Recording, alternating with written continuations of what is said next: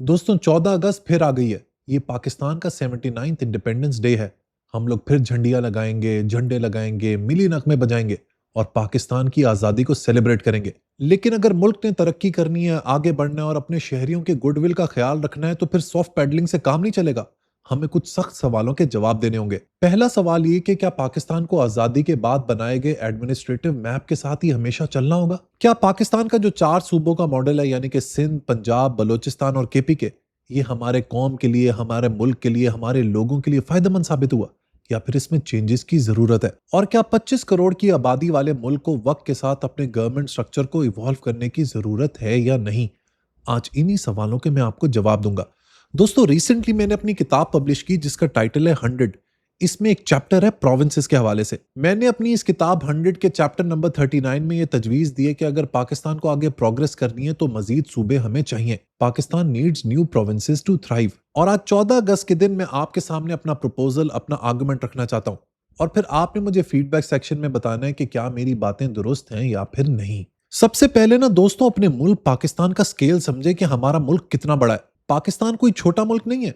आबादी के लिहाज से पाकिस्तान दुनिया का 5वां बड़ा मुल्क है। 2023 के सेंसस के मुताबिक पाकिस्तान की आबादी तकरीबन 241 मिलियन है, जिसमें पंजाब की आबादी है तकरीबन 128 मिलियन, सिंध की तकरीबन 56 मिलियन, खैबर पख्तूनख्वा की 41 मिलियन और बलूचिस्तान की तकरीबन 15 मिलियन। अब जरा पंजाब को देखिए, 128 मिलियन लोग, लाहौर से लेकर रहीमियर खान तक, अटक से लेकर राजनपुर तक, एक ही प्रोविंशियल गवर्नमेंट, एक चीफ मिनिस्टर, एक प्रोविंशियल ब्यूरोक्रेसी और एक ही प्रोविंशियल कैपिटल। आप अगर सिर्फ पंजाब की पॉपुलेशन देखें तो ये जापान, मेक्सिको, फिलीपींस, टर्की और जर्मनी से ज्यादा है।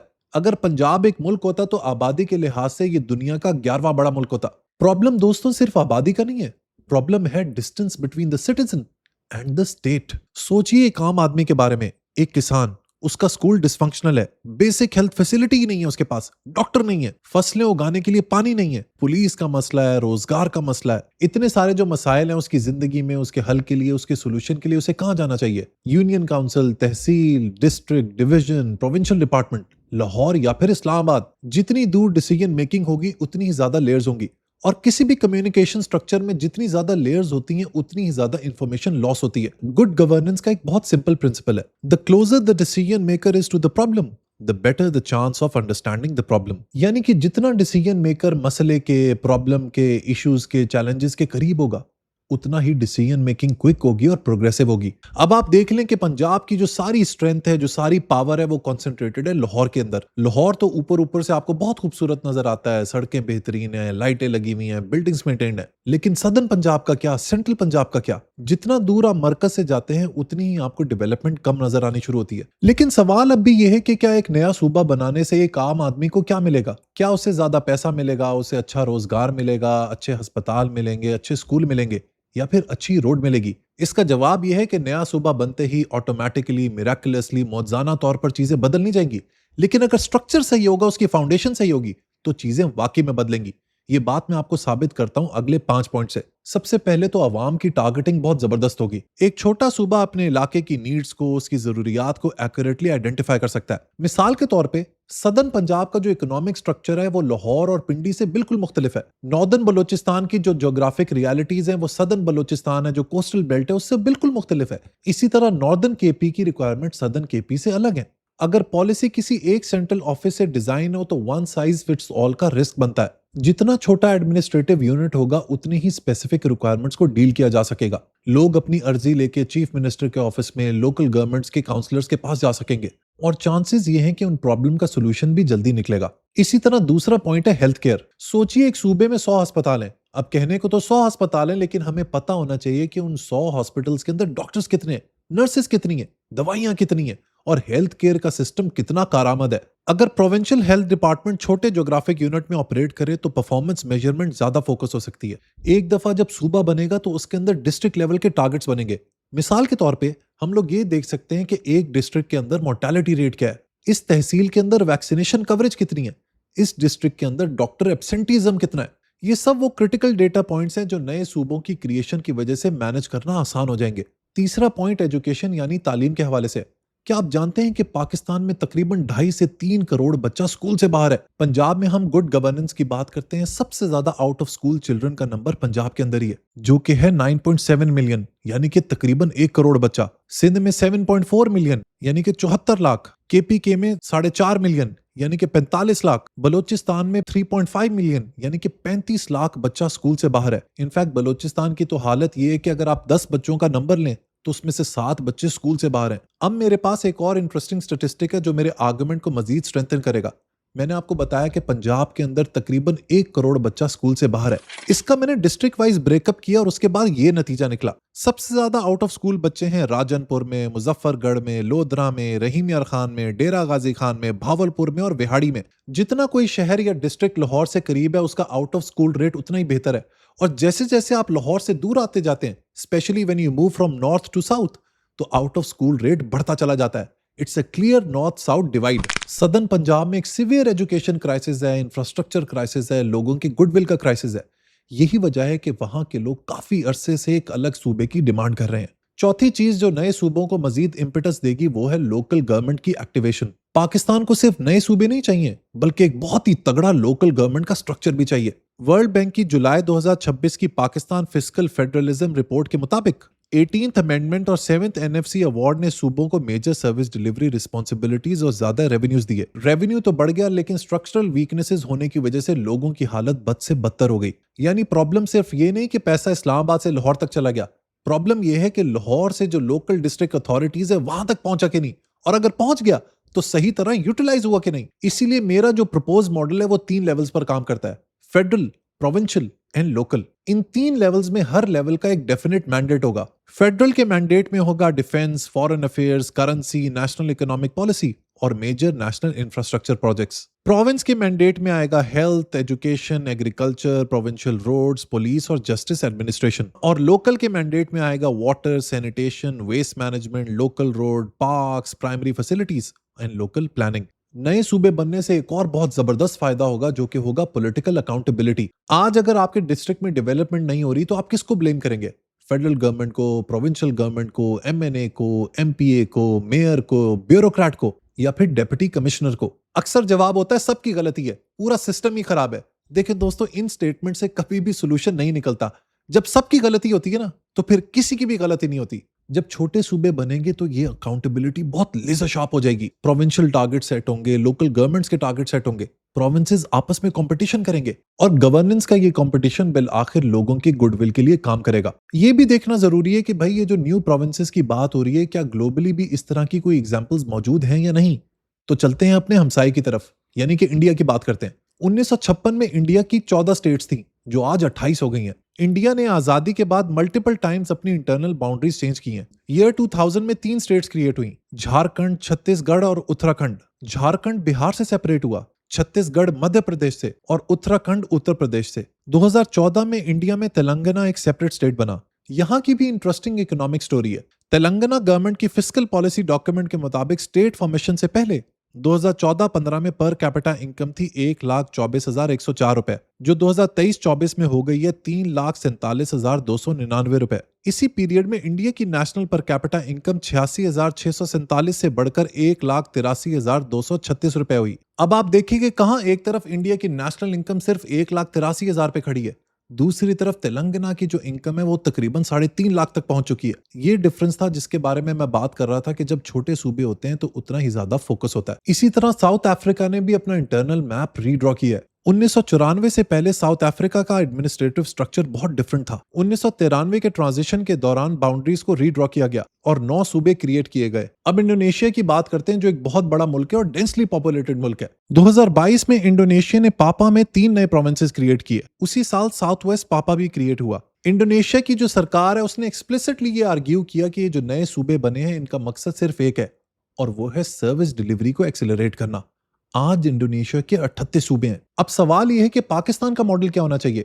अगर आज मुझसे आप लोग पूछे कि शाहरुख, अगर तुम्हारे पास अपॉर्चुनिटी हो तो तुम पाकिस्तान के अंदर कितने प्रोविंसेस क्रिएट करोगे, तो इसमें मेरा जवाब यह होगा कि सबसे पहले मैं क्राइटेरिया डिफाइन करूंगा और ये क्राइटेरिया कोई पॉलिटिकल पार्टी नहीं डिफाइन करेगी, बल्कि ये मेरा एक 7 नुकाती यानी कि 7 पॉइंट क्राइटेरिया है जो एक इंडिपेंडेंट कमीशन डिफाइन करेगा। इसमें क्राइटेरिया नंबर 1 है पॉपुलेशन। किसी भी प्रोविंस की आबादी 40 मिलियन से ज्यादा नहीं होगी। दूसरा क्राइटेरिया होगा ज्योग्राफी। माउंटेन्स, डेजर्ट और कोस्टल रीजन्स को अलग अलग क्लब किया जाएगा, क्योंकि इन सब लैंडस्केप्स की डायनामिक्स मुख्तलिफ होती हैं। तीसरा क्राइटेरिया होगा इकोनॉमिक कोहेरेंस, जिसमें agriculture, industry, ports, mining, tourism, trade शामिल होगा। हर प्रोविंस के पीछे एक इकोनॉमिक लॉजिक मौजूद होगी। चौथा क्राइटेरिया बहुत इंपॉर्टेंट है और वो है एक्सेसिबिलिटी। एक एवरेज सिटीजन को प्रोविंस के कैपिटल तक कितना डिस्टेंस तय करना होगा, ये एक बहुत बड़ा क्राइटेरिया होगा प्रोविंस को डिसाइड करने का। पांचवा क्राइटेरिया होगा एडमिनिस्ट्रेटिव कैपेसिटी। क्या जो प्रोविंस या कैपिटल प्रपोज किया जा रहा है उसके पास यूनिवर्सिटियां हैं, अस्पताल हैं, कोर्ट्स हैं, सिविल सर्विस और इंफ्रास्ट्रक्चर का निजाम है या नहीं। छठा क्राइटेरिया होगा फिस्कल वायबिलिटी। क्या प्रपोज प्रोविंस अपने बेसिक एडमिनिस्ट्रेटिव फंक्शंस को सस्टेनेबली परफॉर्म कर सकेंगे या फिर नहीं। और सातवां और आखिरी क्राइटेरिया होगा पब्लिक कंसेंट। आप लोगों के ऊपर प्रोविंस को नाफिज नहीं कर सकते, लोगों का बाय-इन जरूरी है ताकि ये मॉडल कामयाब हो। मेरी रिकमेंडेशन ये है कि पाकिस्तान को स्लोली एंड ग्रेजुअली 4 सूबों से बढ़कर 8 से 10 सूबों की तरफ मूव करना चाहिए। मेरा कॉन्सेप्चुअल स्ट्रक्चर कुछ इस तरह का है। पंजाब के अंदर 3 सूबे बनेंगे, नॉर्थ, सेंट्रल और साउथ पंजाब। सिंध को एटलीस्ट अर्बन मेट्रोपॉलिटन सिंध और इंटीरियर सिंध के एडमिनिस्ट्रेटिव रियलिटीज के हवाले से इवैल्यूएट किया जा सकता है, क्योंकि जो इंटीरियर सिंध के हालात है, जो मैं सारा ट्रैवल कर चुका हूं, जो लोगों की बेरोजगारी है, जो लोगों की अफलास है, जो भूख है, जो मुफलिसी है, वो अगले 100 साल तक भी इस क्वागमायर, इस दलदल से नहीं निकल पाएंगे। ये मेरे सिंधी बहन भाइयों के लिए सबसे बेहतरीन फैसला होगा। इसी तरह केपी के अंदर नॉर्दर्न/हजारा रीजन बन सकता है और सेंट्रल और सदर्न केपी बन सकता है। और अब बारी आती है मेरे प्यारे बलोचिस्तान की, my most favourite province in the country. Balochistan की कोस्टल बेल्ट का एक बहुत ही खूबसूरत प्रोविंस बन सकता है, all the way from hub till Iran border. और इसी तरह सेंट्रल बलोचिस्तान और नॉर्थ बलोचिस्तान के प्रोविंसेस के बारे में सोचा जा सकता है। मेरा मॉडल एथनिक फ्रेगमेंटेशन का मॉडल नहीं है, ये मॉडल है एडमिनिस्ट्रेटिव रैशनैलिटी का। और अब आता है एक और बड़ा सवाल कि कराची का क्या करना है। कराची पाकिस्तान का सबसे बड़ा शहर है। ये शहर पूरे पाकिस्तान को रोजगार देता है, पूरे पाकिस्तान के रेवेन्यू को कलेक्ट करता है और पाकिस्तान के इंजन को चलाता है। कराची की गवर्नेंस का प्रॉब्लम इतना गंभीर है कि इसको जब तक पूरे तरीके से रिकॉन्फ़िगर नहीं किया जाएगा, कराची की हालत बेहतर नहीं हो सकती। लेकिन क्या इसका मतलब है कि कराची को एक अलग सूबा बना दिया जाए? जरूरी नहीं है। कराची के लिए मेट्रोपॉलिटन गवर्नेंस का मॉडल भी एक्सप्लोर किया जा सकता है। मैं तो यही कहता हूं कि कराची की जो इस वक्त हालत है ना, कराची को स्पेशल फेडरल टेरिटरी भी डिक्लेयर किया जा सकता है, जहां पे फेडरल गवर्नमेंट डायरेक्टली अपने फंड्स के जरिए कराची को फीड करे। अब एक और मसला जिसके बारे में ऑपोजिशन अक्सर बात करती है और उनका आर्गुमेंट काफी वैलिड है कि अगर पाकिस्तान में 4 से 8 या 10 प्रोविंसेस हो गए तो फिर इसको संभालेंगे कैसे, इसके फंड्स कहां से आएंगे? 8 chief ministers, 8 assemblies, 8 governors, 8 सेक्रेटेरिएट्स, 8 bureaucracies और 8 पुलिस स्ट्रक्चर्स। क्या पाकिस्तान ये अफोर्ड कर सकता है? पाकिस्तान तो ऑलरेडी फिस्कल प्रेशर में है। अगर न्यू प्रोविंसेस का मतलब है न्यू पॉलिटिशियंस, न्यू ब्यूरोक्रेसी या न्यू रेड टेप, तो भाई मुझे भी नहीं नए प्रोविंसेस चाहिए। इन नए सूबों को कॉस्ट न्यूट्रल या कॉस्ट डिसिप्लिन बनाना होगा। लेकिन आखिर ये कैसे होगा? ये होगा फेज्ड इंप्लीमेंटेशन के साथ। एग्जिस्टिंग डिविजनल और डिस्ट्रिक्ट इंफ्रास्ट्रक्चर को रीयूज करना होगा। न्यू कैपिटल्स के नाम पर मेगा सिटीज कंस्ट्रक्ट ना करना, गवर्नमेंट बिल्डिंग्स को रीपर्पस करना, डिजिटल गवर्नमेंट, शेयर्ड सर्विसेज, लीन सेक्रेटेरिएट्स, परफॉर्मेंस बेस्ड ट्रांसफर्स, ये सब इंपॉर्टेंट होंगे। लोकल गवर्नमेंट को इतना स्ट्रेंथन कर दें, इतनी अथॉरिटी दे दें, इतने फंड्स दे दें कि प्रोविंशियल गवर्नमेंट सिर्फ स्ट्रेटेजिकली चीजों को देखे। नए सूबों पर लोग मजीद और क्या एतराज करते हैं? लोग कहते हैं कि भाई आप एथनिक, लिंग्विस्टिक या रीजनल आइडेंटिटीज के बेसिस पे सूबे बनाएंगे तो ये नेशनल यूनिटी को डिस्टर्ब कर सकता है। दूसरा ये कि नए सूबे बनाने से एडमिनिस्ट्रेटिव कॉस्ट बढ़ेगी। और तीसरा, अक्सर ये लोग कहते हैं कि भाई मसला सूबों का नहीं, मसला गवर्नेंस का है। मैं कहूंगा कि आपकी ऑब्जेक्शंस वैलिड हैं, लेकिन इसका सोल्यूशन प्रोविंसेस को फ्रीज करना नहीं, इसका सही मानों में सोल्यूशन निकालना है। और इसका सोल्यूशन है बेटर डिजाइन। अगर नया सूबा सिर्फ पॉलिटिकल रिवॉर्ड है तो रिजेक्ट कर दें। अगर नया सूबा एक एथनिक स्लोगन है तब भी रिजेक्ट कर दें। अगर नया सूबा एक फिस्कल बर्डन है तब भी रिजेक्ट कर दें। अगर नए सूबे में लोकल गवर्नमेंट को पावरलेस रखा जाता है तब भी रिजेक्ट कर दें। लेकिन अगर एडमिनिस्ट्रेटिव डिस्टेंस कम होता है, सर्विस डिलीवरी मजबूत होती है, लोगों का गुडविल, लोगों का वेलफेयर बढ़ता है, तो फिर नए सूबे लाजमी क्रिएट करें। नए सूबों से एक और जबरदस्त ये फायदा होगा कि पाकिस्तान में नए इकोनॉमिक सेंटर्स बनेंगे। इस वक्त पाकिस्तान में कितने बड़े शहर हैं? हमारे पास 5-6 से ज्यादा इकोनॉमिक सेंटर्स ही नहीं है। Karachi, Lahore, Gujranwala, Sialkot, Faisalabad, Peshawar, and the story ends here. अगर न्यू प्रोविंसेस को इफेक्टिवली डिजाइन किया जाए तो पाकिस्तान की इकोनॉमी को जबरदस्त बूस्ट मिल सकता है। मुल्तान, पेशावर, क्वेटा, हैदराबाद, भावलपुर, सक्खर, एबटाबाद, गवादर, इन सब में इंडस्ट्रियल जोन्स बन सकते हैं। ये अपने लोगों के लिए रीजनल इकोनॉमिक इंजन्स का काम कर सकते हैं। ऐसा करने से जो बड़े शहर हैं उनसे पॉपुलेशन भी डिस्पर्स हो जाएगी। अब अगर पाकिस्तान सीरियसली नए सूबों के इनिशिएटिव के ऊपर मूव करना चाहता है तो मेरा स्टेप बाय स्टेप प्रपोजल ये होगा। स्टेप 1, एक independent national administrative reorganisation commission बनाई जाए। इसमें economists, urban planners, constitutional experts, administrator, demographers, local government experts और सिविल सोसाइटी रिप्रेजेंटेटिव्स हों। स्टेप 2, सेंसस डेटा यूज करके पॉपुलेशन, ज्योग्राफी, इकोनॉमी और एक्सेसिबिलिटी का एनालिसिस किया जाए। Step 3, possible provincial maps publish किए जाएं। स्टेप 4, हर प्रपोज प्रोविंस की फिस्कल वायबिलिटी रिपोर्ट पब्लिश हो। स्टेप 5, पब्लिक कंसल्टेशंस हो, पब्लिक डिस्कोर्स हो ताकि लोगों को इस पे अग्री करवाया जा सके। स्टेप 6, लोकल गवर्नमेंट्स की पावर को भी साइमल्टेनियसली डिफाइन किया जाए। स्टेप 7, फिस्कल ट्रांसफर्स का ट्रांसपेरेंट फॉर्मूला बनाया जाए। स्टेप 8, ट्रांजिशन फेज होगी, 3 से 5 साल का ये ट्रांजिशन फेज होगा। स्टेप 9, हर नए सूबे को मेजरेबल केपीआईज दिए जाएंगे जिसके ऊपर उसकी परफॉर्मेंस को इवैल्यूएट किया जाएगा। स्टेप 10, 5 साल बाद इंडिपेंडेंट इवैल्यूएशन करवाएं। अगर परफॉर्मेंस ठीक है तो कंटिन्यू, और अगर नहीं तो मॉडल चेंज कर दें। अब एक और इंपॉर्टेंट पॉइंट कि अगर पाकिस्तान में नए सूबे बनाने हैं तो वो सिर्फ पार्लियामेंट्री रेजोल्यूशन से नहीं होगा, कॉन्स्टिट्यूशनल प्रोसेस इन्वॉल्व है। आर्टिकल 239 के मुताबिक कॉन्स्टिट्यूशन अमेंडमेंट को नेशनल असेंबली और सेनेट में 2/3 मेजोरिटी की जरूरत होती है। और अगर अमेंडमेंट किसी प्रोविंस की बाउंड्रीज ऑल्टर करता है तो उस प्रोविंस की प्रोविंशियल असेंबली में भी टोटल मेंबरशिप का कम से कम 2/3 वोट रिक्वायर्ड है। यानी नए सूबों का क्वेश्चन पॉलिटिकल कंसेंसस के बगैर सॉल्व नहीं होगा। और अगर नहीं होगा तो भाई कंसेंसस क्रिएट करो, लोगों को शऊर दो, अवेयरनेस दो, और जो पुराने टेस्टेड और फेल्ड फॉर्मूलाज हैं उनसे निकल कर कुछ नॉवल सोचो, कुछ नया सोचो। और दोस्तों आखिरी में बिग क्वेश्चन, बड़ा सवाल यह है कि एक मुल्क क्या होता है? क्या मुल्क बिल्डिंग्स का, इंफ्रास्ट्रक्चर का, कॉन्स्टिट्यूशन का, पार्लियामेंट का, प्राइम मिनिस्टर का, प्रोविंशियल गवर्नमेंट्स का नाम है, या मुल्क नाम है अवाम का? मेरी राय में मुल्क का मतलब होता है अवाम।